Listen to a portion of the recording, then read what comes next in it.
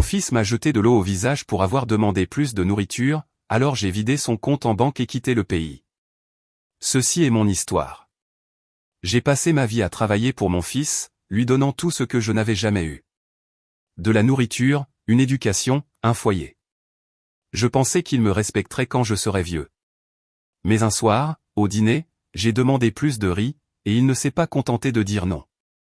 Il m'a jeté de l'eau au visage. Toute la famille a regardé. Personne ne l'a arrêté. Je n'ai pas riposté. Je me suis simplement levé, je suis allé dans ma chambre et j'ai commencé à planifier. Vous n'allez pas croire ce que j'ai fait ensuite.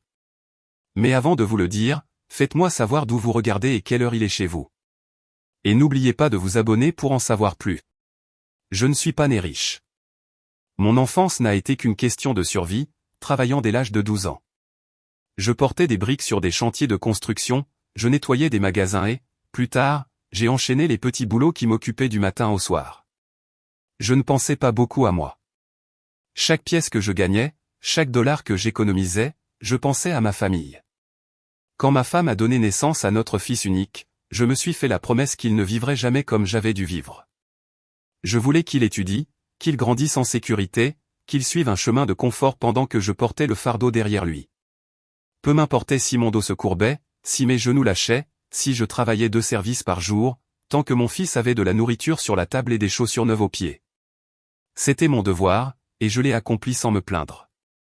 Quand il était petit, je lui ai acheté son premier uniforme scolaire de mes propres mains. Je me souviens avoir sauté des repas pendant une semaine pour pouvoir me le permettre. Je rentrais à la maison avec les yeux fatigués, mais le voir sourire quand je lui tendais ses livres me redonnait de la force. J'ai payé ses études même lorsque les frais de scolarité ont augmenté et que les factures s'accumulaient sur ma table. Je me disais que l'éducation était la clé de son avenir. Alors, je faisais des économies sur moi-même, mais je n'ai jamais fait de compromis sur lui. Quand il a voulu son premier vélo, j'ai vendu ma vieille montre pour le lui acheter. Plus tard, quand il a grandi et a voulu sa première voiture, je lui ai donné de l'argent de mes économies pour en acheter une. Cette voiture était plus chère que tout ce que j'avais jamais possédé, mais je m'en fichais. Il était ma fierté. Je voulais qu'il se tienne droit devant ses amis, qu'il n'ait pas honte parce que son père était pauvre. Quand il s'est marié, c'est moi qui ai aidé à payer le mariage. Ma femme et moi vivions modestement, mais nous voulions que notre fils ait un grand jour, un jour où tout le monde le regarderait avec respect. J'ai même donné de l'argent pour la compte de sa première maison. Je lui ai dit, c'est le début de ta famille. Bâtis dessus. Mais ce que je n'ai pas dit, c'est que l'argent provenait de mes propres économies de retraite. Je pensais que ça n'avait pas d'importance parce que je croyais qu'il prendrait soin de moi plus tard. Je croyais que les liens du sang signifiaient la loyauté. Je croyais que le respect était automatique entre un père et son fils. J'ai ouvert des comptes bancaires joints avec lui, pensant que le partage du contrôle le rendrait responsable. Je pensais que s'il voyait son nom sur ses comptes, il en serait fier et traiterait l'argent avec soin. Je pensais que cela lui rappellerait que tout ce que je gagnais, je le gagnais pour lui. Mais au lieu de cela, ça l'a rendu arrogant. Au lieu d'être reconnaissant, il a commencé à agir comme si tout ce que j'avais était déjà à lui. Il utilisait l'argent librement, achetait des gadgets, partait en voyage, recevait des amis. Chaque fois que je posais des questions sur les économies, il disait « Ne t'inquiète pas, le vieux. Je gère ». Il n'a jamais réalisé que ses comptes étaient toujours les miens en vertu de la loi. Il pensait que ma générosité était sa propriété. Toute ma vie, j'ai travaillé. Toute ma vie, j'ai donné. Et je croyais que mon fils me traiterait avec dignité quand je serais vieux et fragile. Je pensais qu'il dirait « Père, tu en as assez fait. Laisse-moi prendre soin de toi maintenant. » C'était mon rêve. C'est ce qui me faisait continuer à travailler sous la pluie, dans le froid et dans la douleur. Je portais des provisions sur mon dos. Je réparais des toits sous la chaleur. Je conduisais des camions la nuit. Et chaque centime que je gagnais, je l'investissais dans son avenir. Mon identité tout entière est devenue celle du père qui a tout donné. J'en étais fier. Quand les voisins disaient que je gâtais mon fils, je les ignorais. Quand ma femme me disait que je donnais trop, je lui disais de ne pas s'inquiéter car un jour notre fils nous le rendrait avec amour. Mais j'avais tort. Ce que je prenais pour de l'amour était indu. Ce que je prenais pour de la fierté s'est transformé en arrogance. Et ce que je prenais pour une famille s'est transformé en humiliation. En y repensant maintenant, je le vois clairement. Chaque sacrifice que je faisais ne lui apprenait qu'à prendre davantage. Chaque cadeau que je lui faisais ne faisait que le pousser à exiger le suivant. Mon rôle de père a été déformé en celui d'un serviteur, et j'étais trop aveugle pour le remarquer jusqu'à ce qu'il soit trop tard. Pourtant, à cette époque, avant la nuit où il m'a jeté de l'eau au visage, je croyais encore qu'il changerait. Je pensais encore que si je lui montrais de la patience, il apprendrait le respect. Je pensais encore que si je restais silencieux, il se souviendrait de l'homme qui lui a tout donné. J'avais tort. Les signes de manque de respect ont commencé petitement, presque invisibles, mais ils sont devenus de plus en plus forts avec le temps. Au début, c'était sa façon de me parler. Des réponses courtes, sans contact visuel, comme si m'écouter était une perte de temps pour lui. J'avais l'habitude de m'asseoir dans le salon et d'essayer de lui raconter des histoires sur la façon dont j'avais lutté quand il était jeune. Mais il levait les yeux au ciel et disait « Ouais, je sais que tu as travaillé dur. Tu l'as dit 100 fois. » Il ne voyait pas cela comme de la sagesse. Il voyait ça comme ennuyeux. Je pensais que c'était peut-être juste la jeunesse. Peut-être qu'il était occupé par le travail ou le stress, alors je l'ai excusé. Mais lentement, il est devenu plus évident qu'il ne me voyait plus comme son père. Il me voyait comme un fardeau. Chaque fois que je demandais de l'aide pour de petites choses, comme aller au magasin chercher mes médicaments, il soupirait bruyamment et agissait comme si j'avais gâché toute sa journée. Si je demandais à être conduit à la clinique, il se plaignait du prix de l'essence, comme si l'homme qui avait payé sa première voiture était maintenant en train de le voler. La nourriture à la maison, pour laquelle je contribuais financièrement, est soudainement devenue un sujet de plainte. Il disait des choses comme « As-tu vraiment besoin de manger autant de riz ?» ou « Tu me coûtes plus cher que mes enfants ». C'était profondément blessant parce que je me souvenais des nuits où j'étais resté affamé pour qu'il puisse manger. Maintenant, le même fils qui avait mangé de mes mains comptait chaque grain que je mettais dans mon assiette. Mes factures médicales sont devenues son arme favorite. Si je lui demandais de couvrir une ordonnance quand j'étais à court d'argent, il marmonnait. « Tu as de la chance que je te laisse même rester ici. » Je voulais lui rappeler que la maison dans laquelle il vivait avait été construite avec ma sueur, mon dos se brisant sous le labeur, mon argent investi dans les briques et le ciment. Mais je restais silencieux parce que je pensais que me disputer avec mon propre fils ne ferait que l'éloigner davantage. Il aimait se vanter auprès des voisins et de la famille qu'il prenait soin de son vieux père. Il parlait fort de la façon dont je vivais dans sa maison, comment il payait pour moi, comme si j'étais un cas de charité. Je ne l'ai jamais corrigé, même si la vérité était différente, parce que je ne voulais pas que les étrangers voient les fissures dans notre famille. Mais à l'intérieur, je m'effondrais. Sa femme a suivi son exemple. Elle me parlait comme si j'étais un invité qui avait abusé de son hospitalité. Si je restais assis trop longtemps dans le salon, elle éteignait la télévision et disait qu'elle avait besoin de calme. Si je laissais mes chaussures près de la porte, elle faisait la grimace et me disait que j'étais désordonné. Une fois, alors que je toussais la nuit, elle a crié depuis sa chambre, les personnes âgées devraient rester dans des maisons de retraite, pas déranger toute la maison. Mon fils l'a entendu et il ne m'a pas défendu. Il a ri. C'est à ce moment-là que j'ai réalisé que le respect avait complètement disparu. Il a commencé à se moquer de mes petits besoins. J'ai les genoux faibles et parfois, quand je m'assois, je fais un bruit sans m'en rendre compte. Il m'imitait devant ses amis, gémissant bruyamment et se tenant le dos pour plaisanter. Tout le monde riait, sauf moi.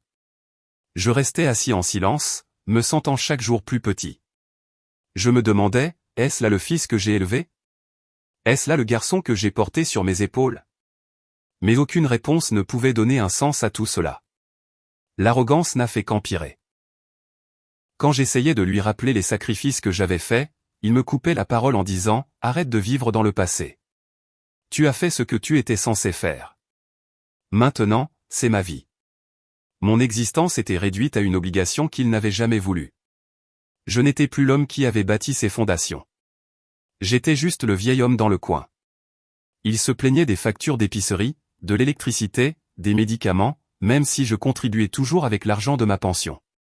Il parlait comme si chaque dollar que je lui coûtais était un vol, ignorant les millions que j'avais déjà mis entre ses mains. Parfois, il disait, « Tu as de la chance que je ne te fasse pas payer de loyer. » Je voulais crier, « Tu vis sans loyer dans la maison que j'ai construite. » Mais j'ai ravalé mes paroles. Le silence est devenu mon bouclier. Je pensais que le silence était une force. Je pensais que la patience guérirait le manque de respect. Mais la patience n'a fait qu'alimenter son sentiment que tout lui était dû. Mon fils a commencé à se comporter comme le maître de maison, et j'ai été réduit à un serviteur. Il me donnait des ordres. Ferme la porte. Éteins la lumière. Ne t'assois pas là. Chaque ordre était comme un rappel que je n'avais plus de dignité dans ma propre maison. Même les petits-enfants ont commencé à adopter son ton. Ils voyaient comment leur père me parlait et ils l'imitaient. Ils riaient quand je marchais lentement. Ils m'ignoraient quand je leur posais des questions. Ce n'était pas de leur faute. C'étaient des enfants qui apprenaient de leur père. Mais cela faisait mal de voir même leurs yeux perdre le respect pour moi. Je portais cette humiliation en silence. Mais à l'intérieur, je bouillais. Je me souvenais des nuits où je travaillais de service pour qu'ils puissent avoir des cadeaux de Noël sous le sapin. Je me souvenais de la fois où j'avais mis en gage ma seule bague en or pour payer son voyage scolaire. Je me souvenais des sacrifices que personne d'autre n'avait vus. Les batailles que j'avais menées seul juste pour lui donner une chance dans la vie. Et maintenant, ce même fils me traitait comme si je lui devais quelque chose. Le respect avait disparu depuis longtemps. La dignité que j'attendais dans ma vieillesse n'est jamais arrivée. Ce qui l'a remplacé, c'est le sentiment que tout lui était dû, l'arrogance et la moquerie. Je me suis dit que c'était de ma faute. Je l'avais trop gâté. J'avais trop donné. Je ne l'avais jamais fait se battre pour sa propre survie. Je pensais que l'amour enseignerait la gratitude, mais au lieu de cela, il lui a appris la cupidité. Chaque fois que j'essayais de le raisonner, il m'ignorait. Chaque fois que j'essayais de lui rappeler la vérité, il me faisait taire. Je n'étais plus un père à ses yeux. J'étais un fardeau, une nuisance, un vieux meuble qui prenait de la place. Ces premiers signes de manque de respect n'étaient pas des accidents. C'étaient des avertissements de ce qui allait arriver. Et je les ai ignorés jusqu'à la nuit où le manque de respect s'est transformé en humiliation ouverte et où il n'y avait plus moyen de le nier. C'était une soirée simple, rien d'inhabituel, et je m'en souviens clairement parce que les nuits ordinaires cachent souvent les moments qui changent tout. Nous nous sommes assis à table pour le dîner. Sa femme avait cuisiné du riz et des légumes, et les enfants étaient agités, jouant avec leur cuillère au lieu de manger. Je me suis assis tranquillement sur ma chaise, comme toujours, attendant que tout le monde soit servi avant de mettre de la nourriture dans mon assiette. J'avais déjà appris à ne pas me servir en premier, car chaque fois que j'essayais, je recevais des regards irrités, alors j'attendais. Quand les bols sont arrivés jusqu'à moi, j'ai mis une petite quantité dans mon assiette, juste assez pour tenir, et j'ai mangé lentement. Mon appétit n'est plus ce qu'il était. Mais cette nuit-là, après avoir fini ce que j'avais encore faim. J'ai regardé autour de moi, j'ai vu qu'il restait de la nourriture, et j'ai dit poliment, pourrais-je avoir un peu plus de riz ? C'était une simple demande, quelque chose que tout père devrait pouvoir dire dans la maison de son fils sans crainte. Mais la pièce est devenue silencieuse pendant une seconde, puis le visage de mon fils s'est tordu d'agacement. Il m'a regardé comme si je l'avais insulté. Il n'a pas dit un mot au début, il a juste attrapé le verre d'eau posé à côté de son assiette. Avant que je puisse comprendre ce qui se passait, il s'est penché sur la table et m'a jeté l'eau directement au visage. L'éclaboussure froide m'a frappé comme une gifle. Ma chemise était trempée, mon visage dégoulinait, le riz dans mon assiette était ruiné. Je suis resté figé par le choc, le regardant, attendant qu'il rie et dise que c'était une blague. Mais ce n'était pas une blague. Ses yeux étaient durs, sa bouche serrée, et il a dit, ça suffit. Arrête de te comporter comme un roi dans ma maison. Mes mains tremblaient pendant que j'essuyais mon visage avec une serviette. Les enfants regardaient avec de grands yeux, ne sachant pas s'ils devaient rire ou avoir peur. Sa femme a gloussé maladroitement, essayant de détendre l'atmosphère, mais ses yeux ne montraient aucune sympathie pour moi. J'avais l'impression que toute la table s'était retournée contre moi. Mon cœur ne s'est pas brisé à cause de l'eau. L'eau sèche. Les vêtements sèchent. Mais la dignité, une fois lavée devant son propre sang, ne sèche jamais. Je suis resté assis là, humilié, incapable de bouger, incapable de me défendre. J'ai pensé au nombre de fois où j'étais resté affamé pour qu'il puisse manger. J'ai pensé aux callosités sur mes mains, aux os brisés, aux années de labeur qui ont construit le toit au-dessus de sa tête. Et me voilà, traité comme un mendiant demandant des restes. Je n'ai pas élevé la voix. Je n'ai pas renvoyé l'eau. Je ne l'ai pas maudit ni ne suis sorti en colère. Je suis juste resté assis en silence, laissant l'eau couler sur mon visage, dans ma chemise, sur le sol, pendant que mon fils retournait à son repas comme si de rien n'était. Ce silence était plus lourd que n'importe quel cri que j'aurais pu pousser.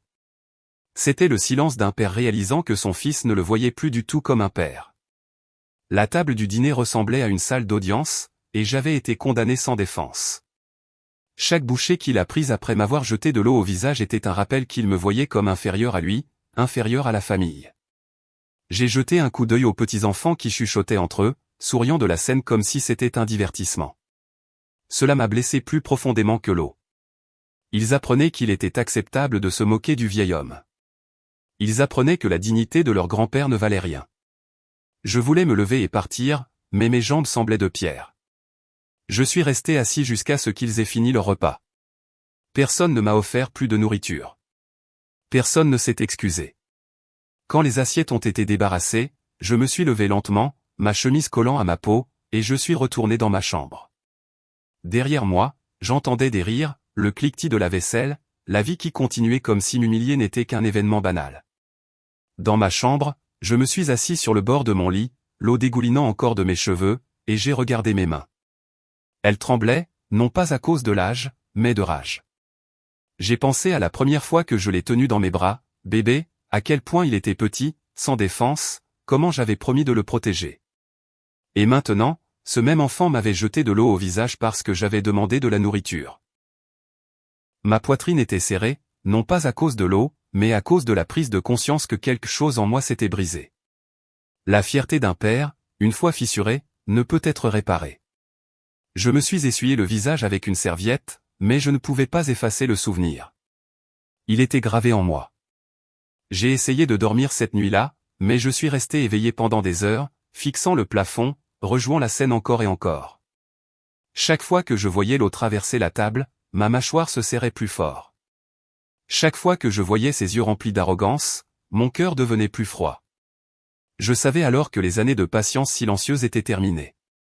J'avais supporté le manque de respect précoce, espérant que cela cesserait. J'avais enduré les moqueries, les plaintes, les fausses affirmations selon lesquelles je vivais dans sa maison par charité. Mais ceci était différent. Ce n'était pas seulement un manque de respect. C'était une humiliation ouverte.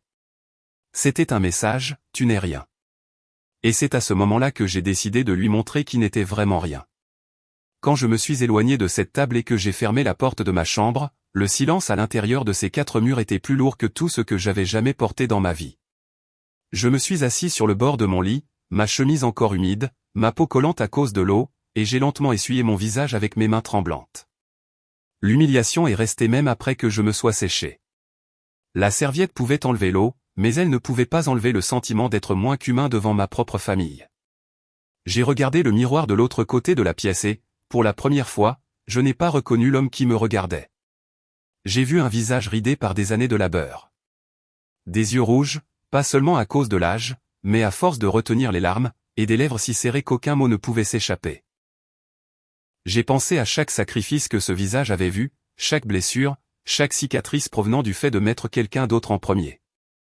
J'ai pensé aux fois où j'avais eu faim, travaillant tard le soir juste pour que mon fils puisse manger 3 repas par jour. J'ai pensé aux hivers où je rentrais à pied avec des trous dans mes chaussures tout en économisant pour lui acheter un manteau convenable. Et tout cela a défilé dans mon esprit alors que j'étais assis là, humilié parce qu'il m'avait jeté de l'eau dessus pour avoir demandé une cuillère de riz. Mon cœur était glacé. Mon corps tremblait, non pas à cause de l'eau, mais à cause de la prise de conscience que j'avais été aveugle pendant trop longtemps. Cette nuit-là, j'entendais des rires de l'autre pièce. Sa femme lui disait quelque chose et il gloussait comme si de rien n'était. Mon humiliation n'était même pas un sujet pour eux. Pour eux, c'était une soirée ordinaire. Pour moi, c'était la nuit où j'ai enterré le dernier morceau de patience qu'il me restait. Je me suis allongé sur mon lit et j'ai fixé le plafond pendant des heures. Le sommeil ne venait pas. Chaque fois que je fermais les yeux, je revoyais la scène. Son bras s'étendant, le verre s'inclinant, l'eau éclaboussant mon visage. Je sentais la piqûre encore et encore. J'ai pensé à crier. J'ai pensé à le confronter devant tout le monde. Mais j'ai alors réalisé que crier lui donnerait satisfaction. Il voulait que je m'effondre, que je réagisse, que je montre de la faiblesse. Alors je suis resté silencieux. Le silence est devenu mon arme cette nuit-là. Non pas parce que j'acceptais l'humiliation, mais parce que je réfléchissais déjà à la manière de la lui renvoyer. Je me suis dit, ce silence ne se terminera pas par une défaite. Ce silence se terminera par sa chute. Je me suis souvenu comment j'avais construit sa vie. Je me suis souvenu de la quantité de mon sang et de ma sueur qui avaient été versés dans les comptes, les économies, les investissements qui portaient son nom, mais qui étaient toujours sous mon autorité.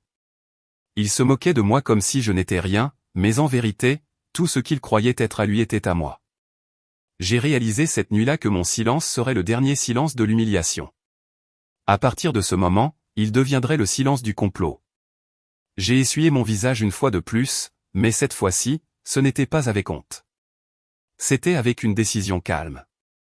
Il pensait avoir lavé ma dignité avec de l'eau. Il n'avait aucune idée qu'en faisant cela, il avait réveillé en moi quelque chose qui dormait depuis trop longtemps. La patience de mon père avait été prise pour de la faiblesse. Mais maintenant, la force de mon père allait revenir. J'ai pensé à ce qu'il ressentirait si un matin il se réveillait et réalisait que la vie dont il se vantait, l'argent qu'il dépensait si nonchalamment, le pouvoir qu'il croyait avoir, avait disparu. J'ai pensé à son arrogance s'effondrant dans la panique, sa confiance se transformant en peur. Cette image m'a procuré un petit sentiment de paix. Je n'avais pas voulu de vengeance pendant des années. Je voulais la paix. Mais cette nuit-là, j'ai compris que la paix pour moi ne pouvait venir que par la justice. L'humiliation silencieuse s'est transformée en une résolution silencieuse. Je me suis promis que ce moment, cette eau sur mon visage, ne serait pas la fin de mon histoire. Ce serait le tournant. Je me suis recouché et j'ai laissé ma respiration ralentir. Dehors, la famille riait, les assiettes s'entrechoquaient. La nuit continuait comme si de rien n'était. Mais à l'intérieur de ma chambre, quelque chose se construisait en silence. Un plan, une décision, une résolution que personne ne pouvait voir. Mon fils pensait m'avoir brisé. Il pensait que l'eau m'avait rendu impuissant.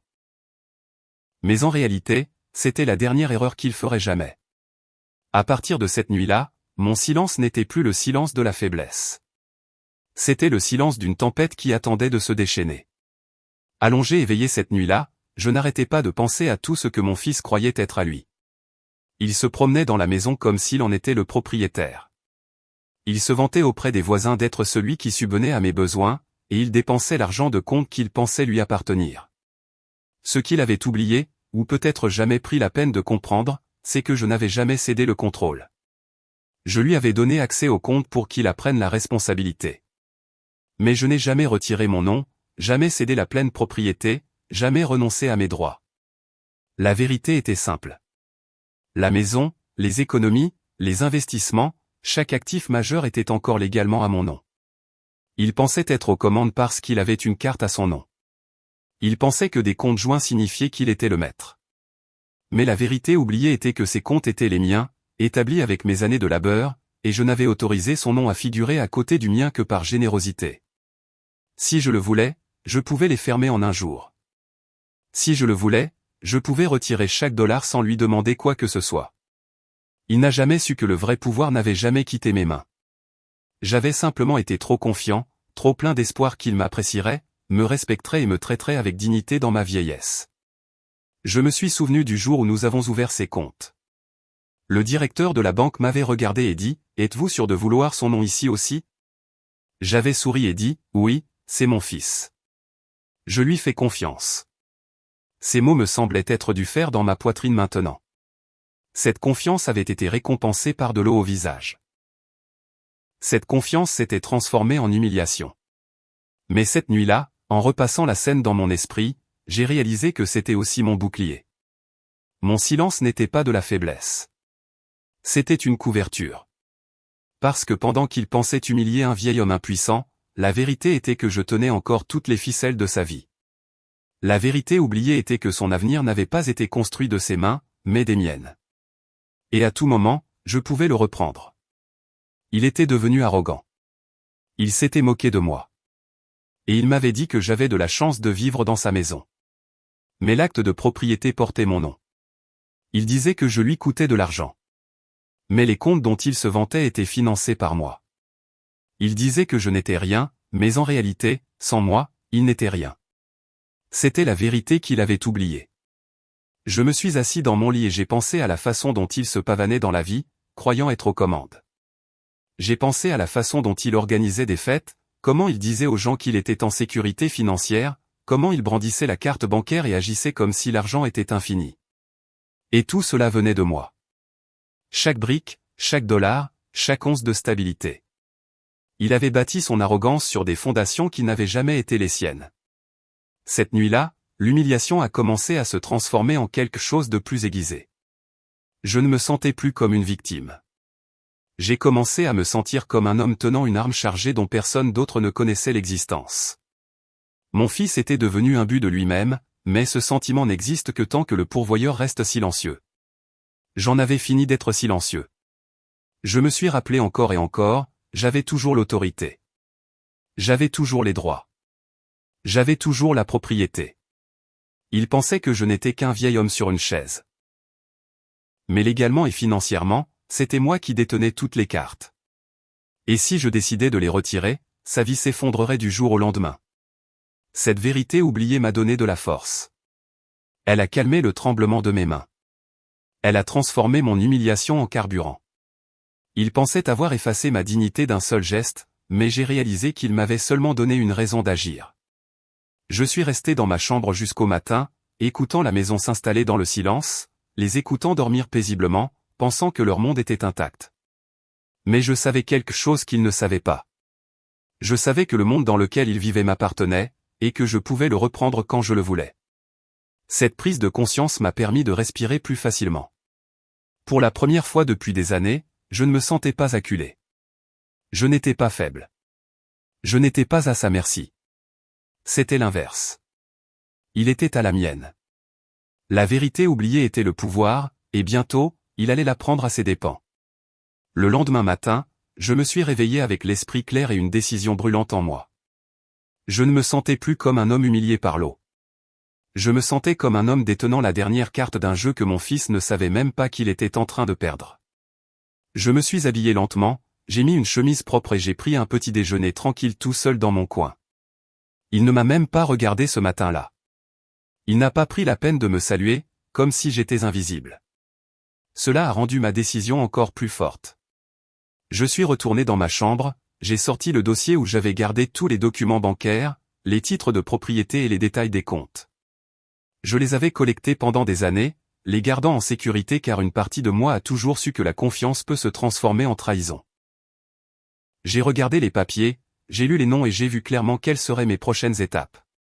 Les comptes étaient joints, mais j'avais la pleine autorité en tant que titulaire principal. La maison était à mon nom seul. Les investissements étaient sous mon identité. Il croyait que tout était à lui, mais sur le papier, c'était à moi. C'était l'arme. C'était le plan. J'ai pris le téléphone et j'ai appelé le directeur de la banque. Il me connaissait depuis des années, m'avait vu déposer de l'argent mois après mois. J'ai parlé calmement, lui ai demandé de vérifier les comptes et de confirmer une fois de plus qui avait l'autorité de déplacer les fonds. Il a confirmé ce que je savais déjà, seulement moi. Mon fils avait un accès, mais pas de droit. Son nom était là pour la commodité, pas pour la propriété. Le pouvoir était entre mes mains. J'ai dit au directeur que je voulais prendre rendez-vous. Il m'a donné 1 heure cet après-midi-là. J'ai mis mes documents dans un sac et je me suis préparé. Au déjeuner, je me suis assis à table en silence, sans dire un mot, regardant mon fils rire avec sa femme comme si la vie était parfaite. Il ne savait pas que le soir même, sa vie commencerait à s'effondrer. Je ne l'ai pas confronté. Je n'ai pas discuté. Je suis resté silencieux parce que la vraie bataille n'allait pas être menée avec des mots. Elle allait être menée avec des signatures et des transferts. Dans l'après-midi, je suis allé à la banque. Le directeur m'a accueilli respectueusement et je lui ai dit ce que je voulais. Je voulais que chaque dollar de ces comptes soit transféré sur un nouveau compte privé à mon nom seul. Pas d'accès partagé, pas de signature conjointe, rien. Complètement à moi. Il a semblé surpris mais a hoché la tête. C'est votre droit, a-t-il dit. J'ai signé les formulaires. Page après page, trait après trait, j'ai effacé mon fils du monde financier qu'il pensait être son royaume. Au moment où j'ai quitté ce bureau, 3,1 millions de dollars avaient été déplacés vers un compte qu'il ne toucherait plus jamais. Son nom a été effacé des comptes. Sa carte d'accès a été annulée. L'argent dont il se vantait, les économies qu'il exhibait, l'avenir qu'il croyait assuré, avaient disparu en l'espace d'un après-midi. Je suis sorti de cette banque en me sentant plus léger que je ne l'avais été depuis des années. Mon humiliation n'était plus une blessure ouverte. C'était un dossier clos. Je l'avais transformé en action. Le plan fonctionnait, mais je n'avais pas fini. Ce soir-là, quand je suis rentré à la maison, il était assis sur le canapé à regarder la télévision, riant avec sa femme. Il n'a même pas remarqué le changement dans mon expression. Il ne savait pas que je venais de tout lui enlever. Je me suis assis tranquillement, j'ai bu un verre d'eau et j'ai gardé le silence. Je n'ai pas dit un mot parce que le plan ne consistait pas en une confrontation. Il consistait à regarder son arrogance s'effondrer d'elle-même. Je suis allé dans ma chambre, j'ai mis quelques vêtements dans une valise, j'ai pris mon passeport, mes médicaments et mes documents. J'ai réservé un billet en ligne, un aller simple pour l'étranger. Un nouveau départ, loin de son arrogance. Il ne le verrait pas venir.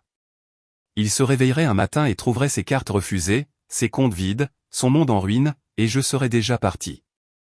J'ai regardé la pièce une dernière fois et je n'ai ressenti aucune tristesse. Ce n'était plus ma maison.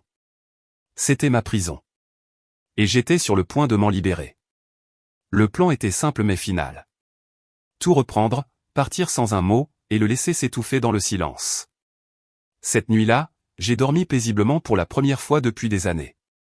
L'eau qu'il m'avait jetée au visage avait séché, mais la tache sur son âme ne s'effacerait jamais. Il s'était moqué de moi pour avoir demandé plus de riz. Bientôt, il m'en dirait pour une seule pièce et je ne serais pas là pour l'entendre. C'était mon plan et il était déjà en marche. Une fois le transfert terminé et l'argent sécurisé, je savais que la prochaine étape devait être rapide et silencieuse. Je ne pouvais pas lui donner la moindre chance de sentir ce qui se passait. S'il captait le moindre signe, il essaierait de m'arrêter, de discuter, ou peut-être même d'utiliser la force. Je n'allais pas laisser cela se produire. Alors, j'ai agi prudemment, comme un homme se préparant pour un voyage que personne d'autre ne devait connaître. J'ai sorti ma vieille valise, la même que j'avais utilisée des années auparavant pour mes voyages de travail, et j'ai commencé à faire mes bagages. Je n'ai pas pris grand-chose, seulement ce dont j'avais besoin. Quelques tenues, mon passeport, mes médicaments, mes documents personnels et quelques photos que je voulais garder. Tout le reste, je l'ai laissé. Je ne voulais pas de poids. Je voulais la liberté. J'ai plié mes vêtements soigneusement, j'ai glissé les papiers dans une poche cachée et j'ai fermé la valise. Puis je me suis assis sur le lit un instant, regardant la chambre qui avait été la mienne, mais qui ne m'avait jamais vraiment appartenu. Elle était censée être mon refuge dans la vieillesse, mais elle était devenue une cage. Je n'ai ressenti aucune tristesse en la quittant. Au contraire, j'ai ressenti un soulagement. J'ai vérifié mon téléphone et confirmé la réservation que j'avais faite la veille. Un aller simple pour l'étranger. J'ai choisi un pays où personne ne me chercherait, une ville côtière où je pourrais vivre tranquillement sans interférence, où personne ne connaîtrait le nom de mon fils ni mon humiliation. J'ai organisé le vol pour dans 2 jours. Assez de temps pour me préparer, mais pas assez pour que quelqu'un s'en aperçoive. Pendant ces 2 jours, j'ai gardé un comportement normal. Je prenais mes repas en silence. Je m'asseyais dans mon coin du salon quand c'était nécessaire et je ne les dérangeais pas. Mon fils s'est encore moqué de moi pour mon silence, disant « Le vieil homme n'a plus rien à dire ». J'ai souri intérieurement car il n'avait aucune idée que bientôt, il aurait tout à dire et plus rien à quoi se raccrocher. J'ai retiré de petites sommes d'argent liquide pour éviter les soupçons, répartis dans différentes agences, jusqu'à ce que j'ai assez en main pour emporter avec moi. J'ai contacté mon avocat par email, lui demandant de préparer une lettre scellée à remettre à mon fils après mon départ. Je lui ai demandé de ne pas mentionner où j'allais, seulement de confirmer que ma décision était finale. L'avocat a accepté, et je lui ai fait confiance pour exécuter mes instructions. La dernière nuit, j'ai à peine dormi. Je suis resté éveillé, écoutant les craquements de la maison, les rires provenant de la télévision dans l'autre pièce, et j'ai ressenti un calme étrange. Je savais que c'était la dernière nuit où j'entendrais ces sons. À l'aube, je me suis habillé, j'ai pris ma valise et j'ai quitté la maison sans un mot. Personne ne m'a vu partir. Mon fils dormait. Sa femme ronflait à côté de lui, et les enfants étaient perdus dans leurs rêves. Je suis sorti dans l'air frais du matin et j'ai senti un poids se soulever de ma poitrine. La rue était calme, le ciel s'éclaircissait lentement, et pour la première fois depuis des années, j'avais l'impression de marcher en homme libre. J'ai appelé un taxi et je suis allé directement à l'aéroport. Le trajet a été long, mais je n'ai pas regardé en arrière.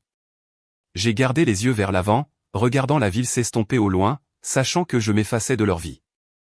À l'aéroport, j'ai suivi les procédures calmement, j'ai enregistré ma valise, j'ai montré mon passeport et j'ai attendu à la porte d'embarquement. Autour de moi, il y avait des familles, des couples, des voyageurs se précipitant vers leurs vacances. Mais je suis resté assis en silence, un homme partant non pas pour le plaisir, mais pour la justice. Quand mon embarquement a été appelé, j'ai marché dans le couloir d'un pas sûr. Je me suis assis à ma place, j'ai bouclé ma ceinture et j'ai regardé par le hublot alors que l'avion commençait à bouger. Quand il a décollé, j'ai senti la dernière chaîne se briser. J'étais parti. Mon fils se réveillerait et ne trouverait rien. Pas de père, pas d'argent, pas de fondation. Son royaume bâti sur l'arrogance s'était effondré en une nuit. J'ai imaginé son visage quand il essaierait d'utiliser sa carte et la verrait refuser. J'ai imaginé la panique dans sa voix quand il appellerait la banque et qu'on lui dirait qu'il n'avait plus aucun droit. Je l'ai imaginé courant à travers la maison, me cherchant, pour ne trouver que ma chambre vide, mes affaires disparues, et le silence dans l'air. C'était ma disparition. Ni bruyante, ni violente, mais complète. Je suis parti sans laisser de traces, sans adresse de suivi, sans indice. Je me suis effacé de son monde, de la même manière qu'il avait tenté d'effacer ma dignité. Alors que l'avion fendait les nuages, je me suis adossé et j'ai fermé les yeux. Je n'étais plus humilié. Je n'étais plus le vieil homme moqué à la table du dîner. J'étais un homme qui avait repris ce qui lui appartenait et qui avait disparu avant que quiconque ne puisse l'arrêter. C'était le début de ma nouvelle vie et la fin de la sienne. Le matin où j'ai disparu, mon fils s'est réveillé comme si c'était un jour ordinaire. Il est entré dans la cuisine, a ouvert le réfrigérateur et a commencé à parler fort à sa femme de factures qu'il prévoyait de payer et de ses projets pour le week-end. Il a sorti sa carte bancaire de son portefeuille et lui a dit qu'il s'occuperait des paiements après le petit déjeuner. Il a essayé de se connecter à son compte sur son téléphone, et c'est à ce moment-là que son sourire s'est estompé. L'écran affichait une erreur. Il a réessayé, tapant plus fort, les sourcils froncés. Toujours le même message. Il a marmonné, agacé, et a attrapé son autre carte. Il l'a passée dans l'application de paiement pour régler une facture et la carte a été refusée. Il a ri maladroitement, pensant que le système était peut-être en panne. Mais après avoir essayé au moins 3 fois de plus, la réalité a commencé à s'imposer. Sa femme l'a regardé, confuse, lui demandant ce qui se passait, et il l'a repoussé en disant que c'était une erreur de la banque. Mais à l'intérieur, la panique montait. Il a pris le téléphone et a appelé la banque. La ligne s'est établie et après avoir vérifié ses informations, l'agent de la banque lui a dit calmement que le compte auquel il essayait d'accéder n'avait plus son nom associé. Les droits avaient été révoqués, les cartes annulées et son accès supprimé de façon permanente. La voix de mon fils s'est élevée, exigeant des réponses, disant qu'il devait y avoir une erreur. Mais l'agent de la banque a répété les mêmes mots. Il n'avait aucun droit, aucun accès, aucun contrôle. Les comptes étaient uniquement à mon nom, et les transferts avaient déjà été finalisés. L'argent avait disparu. Sa voix s'est brisée de fureur, criant dans le téléphone, mais aucune colère ne pouvait changer le système. Il a raccroché et a recomposé, espérant avoir quelqu'un d'autre, mais la réponse fut la même. Il était impuissant. À présent, sa femme devenait nerveuse, lui demandant ce qu'il voulait dire par « disparu ». Il a essayé de mentir, disant que c'était un blocage temporaire, mais elle a insisté, et son silence l'a trahi. Son arrogance de la veille avait disparu. Son visage est devenu pâle, ses mains tremblaient, et il a réalisé que tout ce qu'il croyait être à lui, les économies, la sécurité, l'avenir avait disparu en une nuit. Il a couru à travers la maison en criant mon nom, me cherchant. Mais quand il a ouvert ma chambre, il n'a trouvé que le lit vide, les étagères nues et l'écho silencieux de l'absence. Ma valise était partie, mes documents étaient partis, ma présence était partie. Ce silence était la punition la plus bruyante de toutes. Il a appelé mon téléphone à plusieurs reprises, mais je l'avais déjà éteint et jeté la carte SIM. Il a envoyé message sur message, ses mots passant de la colère à la panique, puis à la supplication. D'abord, il a écrit « Que as-tu fait ?» Puis « Tu ne peux pas me faire ça. » Et plus tard, s'il te plaît, père, parlons. Mais aucun de ces mots ne m'est parvenu. J'avais déjà effacé cette ligne de communication. Sa femme se tenait dans la cuisine, le regardant avec incrédulité, réalisant que l'homme qui se vantait d'être aux commandes n'avait plus rien. Les enfants le regardaient faire les 100 pas, crier, puis s'effondrer sur une chaise, la tête entre les mains. Pour la première fois, ils voyaient leur père impuissant. Pour la première fois, ils voyaient la peur dans ses yeux. Il a essayé de se rendre à la banque en voiture, exigeant de parler au directeur, mais la banque est restée ferme. Ils lui ont montré les documents que j'avais signés. Légalement, il n'était rien. Il est sorti de cette banque, l'ombre de l'homme qui se pavanait autrefois dans ses couloirs. Son arrogance n'avait plus de socle sur lequel reposer. Les appels qu'il a passés à ses amis sont restés sans réponse une fois qu'ils ont réalisé qu'ils ne pourraient pas rembourser ce qu'il leur devait. Les factures se sont accumulées sans argent pour les couvrir. Le style de vie qu'il avait affiché a commencé à s'effondrer, morceau par morceau. Sa femme est devenue froide envers lui demandant pourquoi il avait menti, pourquoi il lui avait fait croire qu'ils étaient en sécurité, alors qu'en vérité, tout venait de moi. Les disputes entre eux devenaient plus bruyantes chaque nuit, et les voisins ont commencé à chuchoter. L'homme qui se moquait autrefois de son père parce qu'il demandait de la nourriture se démenait maintenant pour savoir comment nourrir sa propre famille. La panique s'est transformée en honte, et la honte en silence. L'humiliation qu'il m'avait infligée à cette table lui est revenue au décuple. Les conséquences de mon départ n'étaient pas seulement la perte d'argent. C'était la perte de son image, de sa fierté, de son pouvoir et de son contrôle. Il a appris qu'un homme qui jette de l'eau sur son père doit être prêt à voir son avenir s'assécher. Il pensait que j'étais faible. Il pensait que j'étais vieux et inutile. Mais quand la vérité s'est abattue sur lui, c'est lui qui s'est retrouvé vide. Telles furent les conséquences. Son arrogance réduite en cendres, sa famille ébranlée, son avenir effacé, et mon silence plus retentissant que n'importe quel discours de vengeance que j'aurais pu prononcer.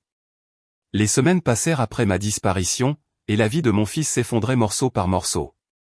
Son arrogance avait été remplacée par le désespoir. Ses appels téléphoniques restaient sans réponse, ses messages non lus, ses tentatives pour me retrouver échouaient toutes. Il est allé voir des parents pour leur demander s'ils m'avaient vu, mais personne ne savait rien car je n'avais rien dit à personne. Sa femme devenait plus froide chaque jour, le blâmant pour le désastre. Et ses enfants commençaient à sentir que la sécurité dont ils jouissaient autrefois avait disparu. L'homme qui se pavanait autrefois avec fierté marchait maintenant les épaules courbées, la tête basse et les yeux pleins d'inquiétude. Mais je n'avais pas fini. Je voulais un dernier coup, non pas avec de l'argent ou des biens, mais avec des mots qui couperaient plus profondément que toute autre chose. C'est pourquoi j'avais pris des dispositions avec mon avocat avant de partir. Je lui avais donné une enveloppe scellée à remettre à mon fils quelques semaines après ma disparition. À l'intérieur, il y avait un simple mot. Mon avocat a attendu, observant le chaos grandir jusqu'à ce que le bon moment soit venu. Puis, un après-midi, alors que mon fils était assis dans son salon, entouré de factures impayées, sa femme en colère et ses enfants silencieux, on a frappé à la porte. Il a ouvert et a trouvé l'avocat debout là, une enveloppe à la main. Mon fils a semblé confus, a demandé ce que c'était, et l'avocat a simplement dit, de la part de votre père. Les mains de mon fils tremblaient en l'ouvrant. La lettre à l'intérieur était courte, seulement 2 phrases écrites de ma main. Elle disait, tu m'as jeté de l'eau au visage. J'ai asséché la vie que tu croyais t'appartenir. C'était tout. Pas de signature, pas d'adresse de retour, rien d'autre, juste la finalité. Mon fils a lu les mots encore et encore, son visage passant de la colère à l'incrédulité, puis au chagrin. Sa femme s'est penchée, l'a lu aussi, et s'est éloignée sans un mot. Le silence dans cette pièce était plus lourd que tout ce qu'il avait jamais ressenti. Il a réalisé à ce moment-là que ce n'était pas une erreur, pas une punition temporaire, mais la conséquence permanente de ses actes. Il a essayé de rappeler l'avocat, exigeant de savoir où j'étais, mais l'avocat a simplement répété ce que je lui avais demandé de dire. Votre père a pris sa décision. C'est tout ce que vous avez besoin de savoir. Mon fils a crié, supplié, menacé, mais rien n'y a fait. L'avocat est parti et mon fils est resté seul sur le seuil, tenant le papier qui mettait fin à son monde. Ce petit mot était plus puissant que n'importe quelle confrontation. Il lui rappelait la nuit où il m'avait humilié, le moment où il pensait que j'étais impuissant, et il lui montrait à quel point il avait eu tort. Il a compris que le respect ne s'achète pas et qu'une fois perdu, il ne peut être retrouvé. Il a compris que son père n'était pas faible, pas sans défense, mais le fondement même sur lequel il s'était tenu. Et quand ce fondement a été retiré, il ne lui restait plus rien. Il a gardé le mot, espérant peut-être qu'un jour je reviendrai, mais je ne le ferai jamais. Ce message était le dernier lien entre nous. Un rappel, une punition et une vérité gravée dans son esprit pour toujours. Après avoir envoyé ce dernier message par l'intermédiaire de mon avocat, j'ai clos le dernier chapitre de ma vie avec mon fils. Je n'ai pas vérifié s'il y avait des réponses. Je n'ai pas demandé de nouvelles. Je ne voulais pas entendre parler de sa chute directement. Ma vengeance ne consistait pas à le regarder pleurer ou supplier. Ma vengeance consistait à m'assurer qu'il comprenne qu'il avait détruit le pont même qu'il avait porté toute sa vie. Et maintenant, il devrait affronter le vide seul. J'ai commencé ma nouvelle vie dans une ville côtière tranquille à l'étranger, loin de la maison où j'avais été humilié. Ici, personne ne connaissait mon nom, personne ne connaissait mon passé, et personne ne me traitait de fardeau. J'ai loué un petit appartement près de la mer, simple mais paisible. Le matin, je me promenais le long du rivage, respirant l'air salin, sentant le sable sous mes pieds et écoutant les vagues se briser contre les rochers. Chaque pas me rappelait que j'étais libre, que j'avais repris ma dignité. L'après-midi, je m'asseyais à un café avec un journal, sirotant mon café lentement, sans me soucier que quelqu'un se moque de moi ou me presse. Le soir, je préparais des repas simples, de petites portions que j'appréciais sans que personne ne lève les yeux au ciel. La vie est devenue calme, mais c'était un calme qui me guérissait au lieu de me briser. Parfois, je pensais à mon fils, et je me demandais s'il essayait toujours d'expliquer à sa femme que tout avait disparu, ou s'il regardait encore ce mot avec colère ou regret. Mais ces pensées ne me faisaient plus de mal. Elles me rappelaient ma justice. Il m'avait jeté de l'eau, essayant de laver ma dignité devant sa famille. Mais en retour, j'avais lavé son avenir d'un trait de plume. Il avait oublié que tout ce qu'il avait venait de moi, et je me suis assuré qu'il s'en souvienne de la manière la plus dure possible. Mon avocat m'a écrit une fois plus tard, non pas avec des détails, mais avec l'assurance que mes instructions avaient été suivies à la lettre, qu'il ne restait plus rien à réclamer pour mon fils. Les comptes étaient à moi. La maison avait été transférée. Les investissements sécurisés. Mon fils n'avait plus que sa fierté. Et la fierté ne nourrit pas une famille. C'était sa punition. Ma justice n'était pas une question de cris, ni de poings, ni de bagarres. C'était une question de silence, de papier et de finalité. La justice pour moi n'était pas de le voir souffrir. C'était de savoir qu'il ne pouvait plus me contrôler, plus m'humilier, plus prétendre qu'il était le maître de ce que j'avais construit. La justice, c'était de marcher le long de la mer sans poids sur les épaules. La justice, c'était de savoir que lorsqu'il regarderait son compte en banque vide, il se souviendrait de ce moment à table pour le reste de sa vie. Il se souviendrait de l'eau. Il se souviendrait de mon silence. Et il comprendrait trop tard que son père n'avait jamais été impuissant. Au final, il a tout perdu parce qu'il n'a pas pu donner la plus petite des choses, le respect.